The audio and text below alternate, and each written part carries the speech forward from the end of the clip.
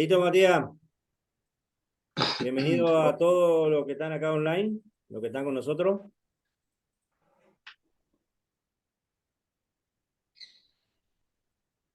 Todo tuyo, Matías. Bueno, gracias. Para los nuevos aspirantes que se incorporaron ahora, mi nombre es Matías, como dijo Martín, Lima Unifor 1, Juliet Delta Eco es mi señal distintiva. Y bueno, les voy a mostrar brevemente, y para que sea bien entendible cómo es la electrónica básica de, como para que tengan una referencia de qué es la electrónica, ¿sí? Algunos componentes, nada complicado, nada, como dije en la primera clase, para que entienda hasta un nene de 5 años, se den una idea, ¿sí? Así que no se asusten, que esto es una soncera, como decimos por acá, ¿sí? Bueno, arrancamos el módulo 2, el módulo 1 aprovecho ya para comunicar a los nuevos aspirantes que se sumaron, que el módulo 1 después yo voy a estar haciendo una charlita por Zoom, los voy a invitar a los que se incorporan hoy y vamos a hacer una charlita de Zoom entre los nuevos aspirantes y yo para mostrarles lo que es el módulo 1 y si tienen alguna duda o algo, vamos a hacer ahí una pequeña reunión, ¿sí? Bueno, arrancamos entonces con lo que es la conductancia. La conductancia está directamente relacionada con la facilidad que ofrece un material cualquiera, ¿no? Al paso de la corriente eléctrica. La conductancia es lo opuesto a la resistencia. A mayor conductancia, la resistencia es menor y al revés, ¿sí? Por lo que ambas son inversamente proporcionales. Repito, para los que no estuvieron en el primer módulo, la resistencia lo dimos en el primer módulo, que después yo se los voy a repasar para los nuevos, ¿no? Existen algunos materiales, existen algunos materiales que conducen mejor la corriente que otros, eso lo sabemos. El cobre es un buen material para conducir electricidad, de aquí que se usa mayormente en las placas electrónicas y hay muchos tendidos eléctricos que aún están con cobre, aunque en este último tiempo se ha cambiado por el aluminio, que si bien también es un buen conductor, no es mejor que el cobre, e inclusive el oro es mejor que el cobre para conducir, pero usted imagínense una placa enteramente con pistas de oro sería muy caro, ¿no? Por eso es que se usa el cobre mayormente para las pistas. Los mejores conductores son los metales, por supuesto, principalmente el oro, como dice acá abajo, para los que pueden ver, y la plata, ¿sí? Pero por su alto costo, en el mercado se prefiere utilizar el cobre, ¿sí? O el aluminio. Son buenos conductores y tienen un costo mucho menor que la plata o el oro, por supuesto, ¿sí? Bien. Si hay alguna duda, Tincho, de los que están presentes, de los presenciales, hacémelo saber. Y de los virtuales, veo a ver, para un cachito, veo a 3 nada más. Hasta acá veo el resto. Perfecto. Bien. De última voy repasando, voy viendo si alguno tiene alguna duda, que levante la manita. ¿Qué son los diodos? Bien. Los diodos son materiales, componentes electrónicos semiconductores que permiten pasar la corriente eléctrica en un solo sentido, ¿sí? En un solo sentido y bloquean la corriente en el sentido opuesto. Es un componente, vamos a llamarlo básico, de los circuitos electrónicos y eléctricos, ¿sí? Y están muy presentes en todos los componentes electrónicos que tenemos hoy en día, sea una radio, sea un televisor, lo que sea, están esos dioditos rectificadores, ¿sí? computadoras, equipos de música, televisores, teléfonos celulares, radios, lo que sea, lavarropas, lavadoras, lo que sea. En el caso puntual, por ejemplo, de los teléfonos celulares, no están del tamaño que uno los va a ver habitualmente, como creo que se muestra en la foto de abajo. Ahí está, ahí está. Esto es un diodo. Ya vamos a ver qué simboliza la rayita blanca y el resto del cuerpo, ¿sí?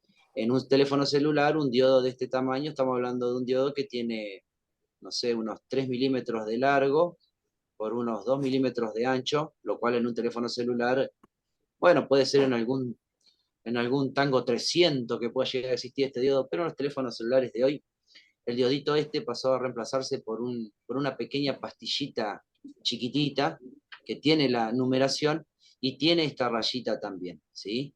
Lo que pasa es que este PDF que yo les estoy mostrando es un poco antiguo y bueno, faltan algunos componentes agregarle ahí, pero ya lo vamos a solucionar para las clases, ¿sí? Bueno, si voy muy rápido me avisan, si no, Martín, por favor, deteneme si voy muy rápido, si hay alguna pregunta, ¿sí?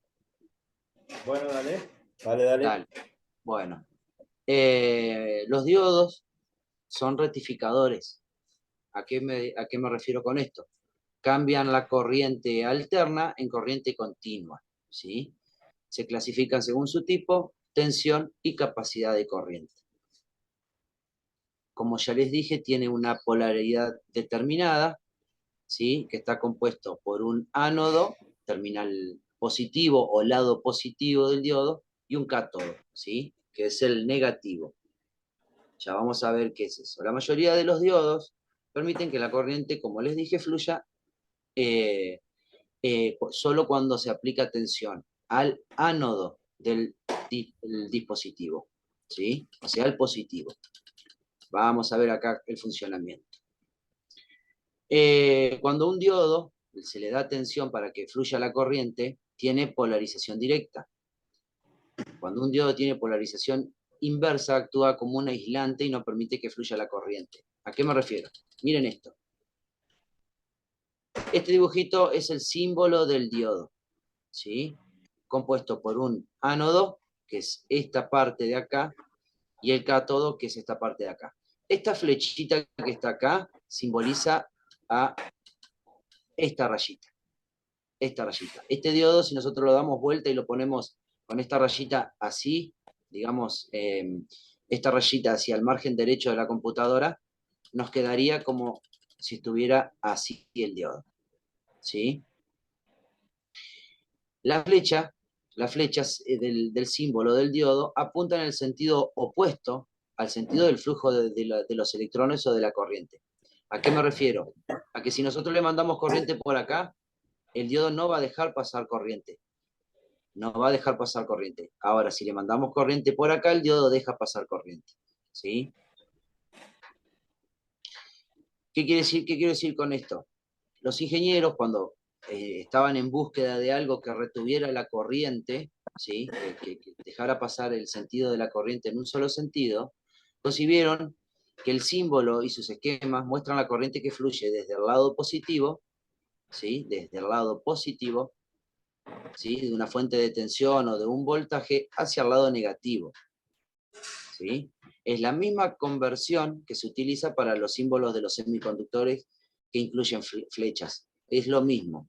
La flecha apunta siempre en la dirección permitida del flujo convencional y contra la dirección permitida del flujo de electrones. O sea, si la flecha está apuntando para allá, en cualquier simbolito, cualquier componente que veamos un símbolo así, quiere decir que la corriente va a circular de este lado hacia este lado y no al revés.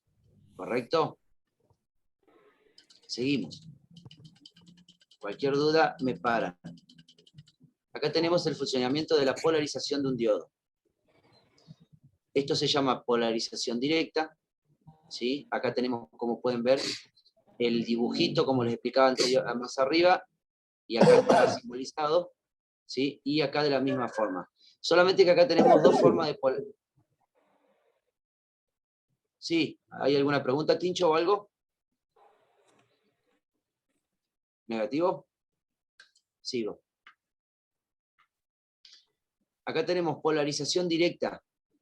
¿Sí? ¿Qué quiere decir? Que la corriente circula en este sentido. En este sentido. O sea, el diodo está actuando, ¿sí? Sin retener la corriente.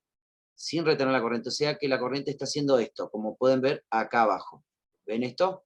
La corriente está circulando. Esto se llama polarización directa. Ahora, si nosotros le invertimos la polarización a la fuente de alimentación, ven que acá está positivo y negativo. Si nosotros invertimos, es polarización indirecta. ¿Qué quiere decir? Que el positivo no va a poder pasar por el diodo, ¿sí? No va a poder pasar por acá. O sea, no hay conducción de corriente en este caso, ¿sí? Porque recuerden que la corriente va en el diodo, desde el ánodo hacia el cátodo, y no del cátodo hacia el ánodo. Entonces, positivo de un lado, negativo del otro. Si nosotros invertimos y ponemos el positivo hacia el cátodo, no va a haber circulación de corriente para este lado, ¿sí? Si alguno por ahí tiene esto es un ejemplo puntual, de que no solamente se puede utilizar el diodo, no solamente se utiliza para un circuito. Hay diodos, un ejemplo chiquito puntual es los que se llaman diodos de choque. Diodos de choque. ¿A qué me refiero con esto? Es un diodo que se utiliza especialmente para los paneles solares. Los paneles solares son celdas fotovoltaicas, que ahora vamos a ver más abajo, hay unos ejemplos, que no es lo mismo, pero les puede servir como un ejemplo puntual. Las celdas fotovoltaicas o las celdas solares utilizan un diodo de estos, pero no es un diodo común, es un diodo de choque que se le llama. ¿Por qué? Porque los paneles solares de día rescatan la luz solar para generar corriente, y de noche funcionan al revés, son como un diodo, funcionan vamos a decir, de día son una batería, y de noche son, vamos a ponerle como consumen corriente, ¿no? Entonces, ¿qué hacemos con esto? El diodo, al tener un solo sentido de corriente, ¿qué hacemos? Le ponemos un diodo de choque ¿para qué? Durante el día deja pasar la corriente de la pantalla hacia la batería que nosotros estamos cargando, por ejemplo, abajo, ¿no? Y de noche el diodo hace esto. ¿Qué hace? En la pantalla empieza a consumirle la corriente a la batería, pero el diodo no le deja pasar la corriente. Por ende, no nos descarga la batería. Muchas veces me ha pasado a mí acá, que al arreglar muchas pantallas solares, equipos, me dicen, me descarga la batería de noche. Entonces yo reviso los equipos y noto que el famoso diodo de choque está roto. Entonces, ¿qué hace la pantalla solar? Funciona como si estuviera prendido el equipo permanentemente de noche, o le está generando consumo a la batería. Entonces el diodo se usa ¿para qué? Para que la pantalla no deje pasar la corriente y descargue la batería propiamente dicha. Veamos, tipos de diodos. Acá tenemos el diodo LED, que es el más común, ¿no? Que sirve para distintas aplicaciones, ¿sí? Según su estructura, según su estructura, su composición, ¿no? Como este, por ejemplo. Este es un diodo LED. Después tenemos el diodo rectificador. Este es un 5408, ahí no se nota el número, pero yo me lo conozco porque es muy usado para las placas electrónicas de los electrificadores. 1, N5408. Es un diodo bastante grande. Este diodito aproximadamente se banca unos 8 o 10 amperes de corriente inversa, ¿sí? O sea, los 8 o 10 amperes pueden pasar para acá y el tipo los puede retener en su estructura, ¿sí? Sin romperse, ¿sí? Entre 8 y 10 amperes aproximadamente puede aguantar este diodo antes de su ruptura interna o externa, porque a veces se rompen internamente, ¿sí? Se separa el material P del material N, o sea, material positivo y material negativo, y a veces desaparece directamente el diodo de la placa, se explota literalmente. Opa. me fui muy lejos. Bien. Acá tenemos otro tipo de diodo con una particularidad. Esto es un diodo Zener. Diodo Zener es exactamente lo mismo que el diodo, pero tiene un pequeño detalle. Si bien el símbolo es casi igual, tiene esta diferencia. Tiene una rayita hacia adelante y una rayita hacia atrás. ¿Sí? Siempre que se encuentre en este diagrama es un diodito Zener. Si bien permite el paso de la corriente de la misma forma que un diodo común, el diodito Zener tiene la capacidad de regular voltaje. Regula voltaje. El más común son los de 6 voltios. Un diodito Zener tiene la capacidad de reducir la corriente a 6 voltios. Ese es el más común. No vamos a entrar en detalle para no confundirlos. Bien, ¿vamos bien? Tincho, ¿hay alguna pregunta, duda, consulta?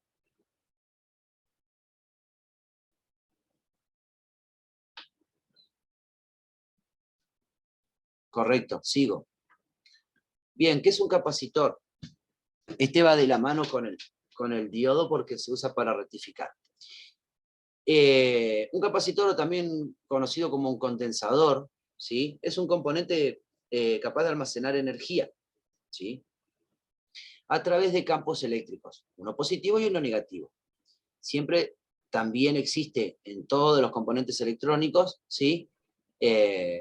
Con esta característica. Tienen una rayita en un costadito hacia una de las patitas que indica la polarización del capacitor. En este caso, la rayita es el negativo. Siempre va a ser el negativo esta rayita. Y el del otro lado es el positivo, ¿sí? Se clasifican dentro de los componentes pasivos, ya que no tienen la capacidad de amplificar o cortar el flujo de corriente, ¿no? O sea, este capacitor lo único que hace es retener, acumular corriente, ¿sí? También filtran corriente, son filtros de corriente continua, ¿sí? Evitan cambios bruscos y ruidos en las señales debido al funcionamiento de los mismos. ¿Para qué se usan por lo general? Cuando nosotros tenemos, por ejemplo, vamos a volver un poquito más arriba. A ver, no, vamos abajo de todo, que abajo está el ejemplo más puntual. Ahí. Después les explico bien. Las partes de un capacitor. A ver, son muy sencillos. Son muy sencillos en comparación con otros componentes. Consta de 3 partes esenciales, que están acá abajo, que es una placa metálica, ¿sí? Que se encarga de almacenar la energía eléctrica. Estas dos que se ven aquí son las placas metálicas, y un dieléctrico, ¿sí? Un dieléctrico en el medio que no permite que ninguna de las dos placas se toquen entre sí, ¿sí? Y una carcasa plástica que cubre el capacitor, ¿sí? O las partes del mismo, que es lo que nosotros veíamos acá arriba. Esto que está acá es la carcasa plástica. Puede venir también metálica, pero nunca se va a tocar, se tienen que tocar o se van a tocar estas dos partes, ¿sí? Las placas metálicas, tanto la positiva como la negativa, ¿sí? Esto es un capacitor, tan sencillo como eso. ¿Cómo funciona? Bueno, en su estado natural, cada una de las placas internas tiene el mismo número de electrones. O sea, tanto el negativo como el positivo tienen la misma cantidad de electrones. Cuando conectamos una fuente, sea una pila, en este caso le han puesto una pila, se le ha puesto una pila acá, ¿sí? O una fuente de voltaje, las placas pierden los electrones, ¿sí? Siendo esta la terminal positiva y el terminal negativo, ¿no? Mientras que la otra gana electrones, ¿sí? El terminal negativo. Ese movimiento de electrones entre una placa y la otra, acá, arriba, entre una placa y la otra, mientras una pierde electrones, la otra gana electrones, ¿sí? Ese movimiento de electrones se detiene cuando el capacitor alcanza el mismo voltaje que la fuente de alimentación. ¿A qué me refiero? Si nosotros le ponemos una pilita de 1,5 volts, el capacitor se va a cargar hasta 1,5 volts y va a permanecer cargado con 1,5 volts, ¿sí? Cuando lo desconectamos, el señor sigue cargado con 1,5 volts, ¿sí? El capacitor en buen estado puede retener la carga mucho tiempo. Ahora, cuando sus materiales internos están un poco degradados, gastados, o está literalmente roto, tengo un chat, bien, 2 chats, está roto, él pierde la capacidad de almacenar energía, ¿sí? Ahora reviso los chats luego de terminar, ya casi que terminamos. Bien.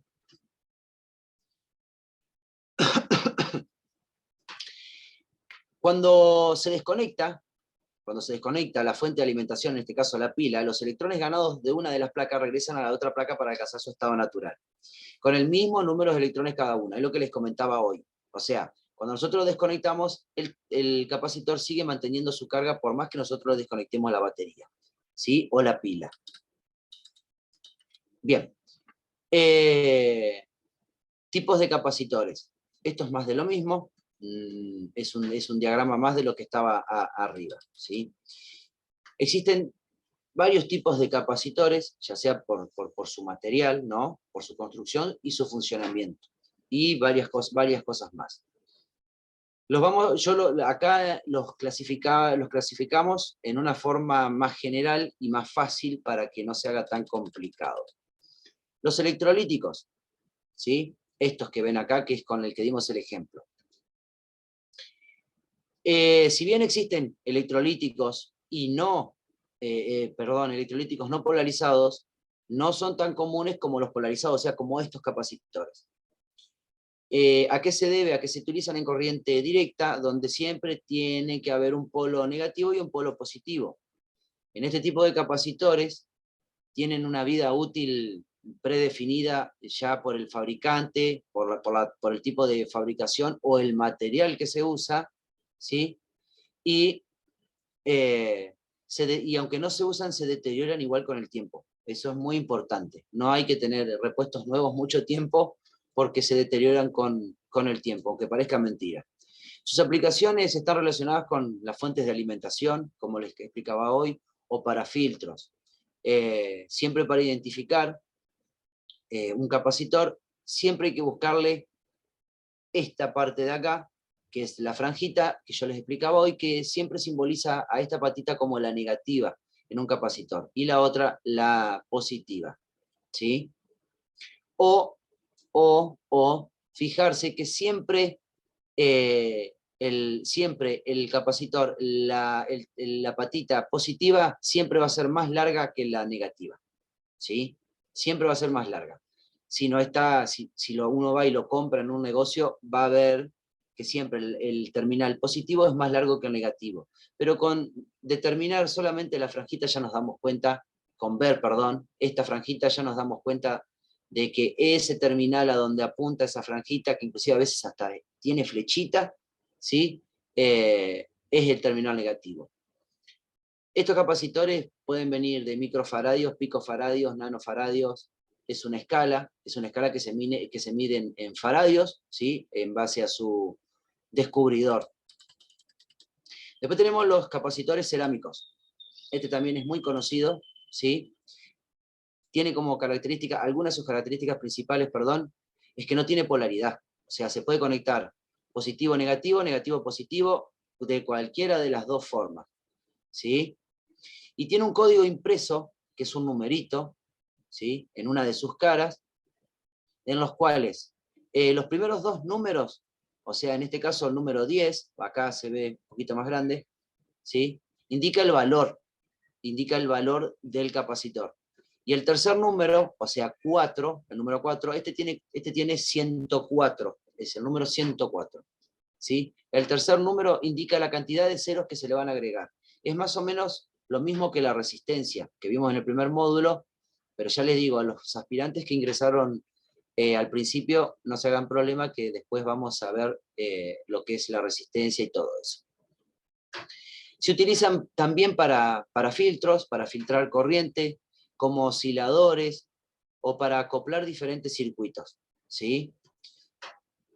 Tienen unas desventajas, son bastante sensibles a los cambios de temperatura y de voltaje, o sea, Eh, estos capacitores no se aguantan mucho la temperatura exterior, mayormente, ¿sí? Y son muy susceptibles a los cambios de voltajes bruscos.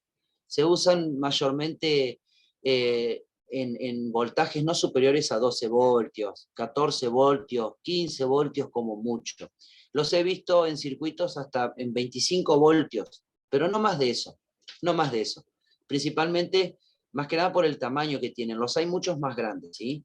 Pero esto es un ejemplo puntual como para que tengan una referencia de cuál es el capacitor cerámico. Después tenemos el capacitor de película, ¿sí? Es de plástico, ¿sí? No son polarizados, ¿sí? Y tienen una capacidad de autorreparación.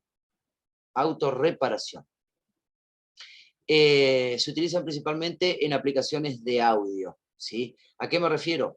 Autorreparación, a que ellos pueden, no que se pueden reparar solos, sino que si hay una variación de tensión, ellos pueden recuperar la tensión solos, ¿sí? Y pueden retener también mucha tensión. Capacitores de estos, pero mucho más grandes y cilíndricos, se usan en los autos, por ejemplo, cuando tienen equipos de audio muy grandes, se utilizan capacitores cilíndricos enormes, ¿sí? Hasta de 20 picofaradios y más grandes también, para ayudar a la batería a almacenar energía cuando los equipos de audio están al palo, o sea, como quien dice, tienen mucha potencia, están con mucho volumen.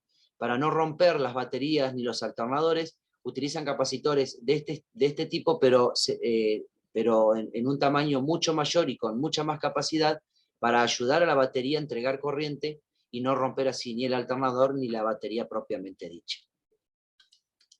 Tenemos capacitores de mica también, ¿sí? Que estos son muy estables, son capacitores que se utilizan cuando se requiere mucha estabilidad de energía, ¿sí? Ya sea de energía por temperatura o por tiempo, ¿sí? Cuando se tiene una carga eléctrica alta. Los capacitores de mica son muy... atendeme el chat, Martín, por favor. Fíjate a ver Bueno, que hay dos dale, yo me mensajes en el fijo. chat antes de seguir. Dame un segundo, Matu. Dale. Bueno, yo A termino de ver. explicar entonces. Estos capacitores de mica se utilizan principalmente en aplicaciones industriales de alto voltaje. Este es un capacitor chiquitito, ¿no? Los de alto voltaje son un poco bastante más grandes que esto, pero también se utilizan en amplificadores para equipos valvulares, ¿sí? Y cuando la precisión es uno de los factores importantes. Precisión, me refiero al hecho de que precisión o estabilidad energética, o sea, no varían la energía, no varía tanto la energía como por ejemplo en los cerámicos, en los de película y todos esos, son bastante más estables en cuanto a la corriente. ¿Pudiste ver los chats? A ver si puedo entrar yo desde acá. Pregunta, ahí Ya está. está, Matías, ya está respondido. Era Ah, perfecto, este material lo perfecto. mandamos después en un archivo PDF al grupo. Ok, ok.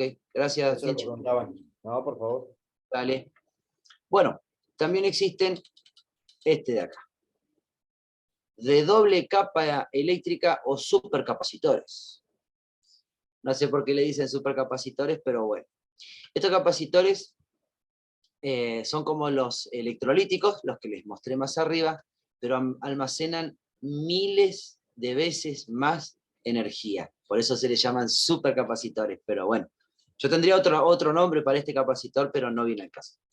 Los convencionales, ¿sí? por lo regular, están en el orden de los microfaradios, ¿sí? Microfaradios. Y estos supercapacitores, como dice acá, ¿sí? Pueden llegar al orden de los, acá hay un ejemplo puntual, como este que está acá, 3000 faradios. A ver, faradio es una escala mayor a microfaradios. La misma palabra los dice, chicos, no se mareen mucho porque esto es una soncera. Micro de pequeño, microfaradios, ya cuando hablamos de faradios, ¿sí? Hablamos de mucha mayor capacidad, ¿sí? Este capacitor, por ejemplo, dice acá que tiene una capacidad de hasta 2,7 voltios, ¿sí? Pero 3.000 faradios. 3.000 faradios. 2,7 voltios por 3.000 faradios. Por eso es que se usan estos capacitores. Es muy raro encontrarlo en un equipo convencional, ¿sí? Estos se usaban antes. Yo tuve la posibilidad de ver, les doy un ejemplo puntual, los equipos de AM grandes, estamos hablando de 5, 6, 7, 10, 15 y 20 kilovoltios, ¿sí? Se utilizan mucho estos capacitores para las fuentes de rectificación, ¿sí? Si bien nosotros en una fuente chiquita en una fuente chica de voltaje utilizamos capacitores con microfaradios, estas fuentes, estos equipos, ¿sí? Estos equipos amplificadores de señales de radiofrecuencia, ¿sí? Utilizan mucho estos capacitores, ¿sí? Porque las fuentes que se utilizan para esos equipos son extremadamente grandes, con decirles que modifican transformadores, esos transformadores que le dan tensión a las casas de ustedes, bueno, utilizan esos transformadores solamente para alimentar un equipo de estos que les estoy diciendo, ¿sí? De radiofrecuencia. Pero bueno, eso es un tema que después si lo quieren profundizar, lo vamos a profundizar más adelante. Equipos de AM, ¿sí? Bueno, tenemos poco tiempo, 2 minutos 55, bien. Capacitores variables. Estos tienen la ventaja, ¿sí? De poder variar su valor dentro de los rangos establecidos por la fábrica. O sea, el fabricante lo hace con un rango determinado, por ejemplo, de 0 a, vamos a decir, a 10 microfaradios, y nosotros tenemos la posibilidad, por medio de esta pequeña manivela aquí, poder variarle la capacidad hasta 10 microfaradios, ¿sí? De 0 a 10 microfaradios, ¿sí? Nada más, eso es según el fabricante. ¿Sí? Esto se logra, perdón, esto se logra al deslizamiento, ¿sí? De las placas conductoras. O sea, adentro tiene unas plaquitas conductoras, ¿sí? Que están separadas siempre, puede ser por separación de aire o por separación de una mica, ¿sí? Y tienen esa capacidad de poder variar la capacitancia del mismo, pero siempre dentro de un rango determinado por el fabricante del mismo, ¿sí? Estos se encuentran, ¿saben dónde? En los sintonizadores, cuando uno busca una frecuencia en una radio, por ejemplo AM o FM, bueno, lo que ustedes están moviendo es un capacitor de estos. Aunque les parezca mentira, para los que no lo sabían, esto es lo que ustedes están moviendo cuando están sintonizando una radio o una estación favorita. Bueno, se mueve esto, ¿sí? Por medio de unos hilitos, una ruedita. No lo mueven directamente, pero sí indirectamente por medio de alguna manivela o una ruedita que hay acá con un hilito, mayormente en las radios viejas, mueven este capacitor. En las radios más nuevas ya está directamente puesto acá, se le han rebuscado los ingenieros para poner en un costado de la radio el capacitor y uno directamente mueve la manivela directamente del capacitor variable. Y creo que con eso hemos terminado, Tincho. No sé si hay alguna pregunta. Abrirle el micrófono al que quiera preguntar algo al respecto. Y si no, creo que hasta acá llegamos con el módulo 2. Bastante facilito, muy sencillito, cortito, para que se entienda. Con menos de 1 minuto de Zoom. Si no, desconectamos, esperamos a que se corte y volvemos. ¿Qué te parece, Tincho? Dale. Ya lo cortamos y volvemos de vuelta. Bueno. Dale, hacemos así.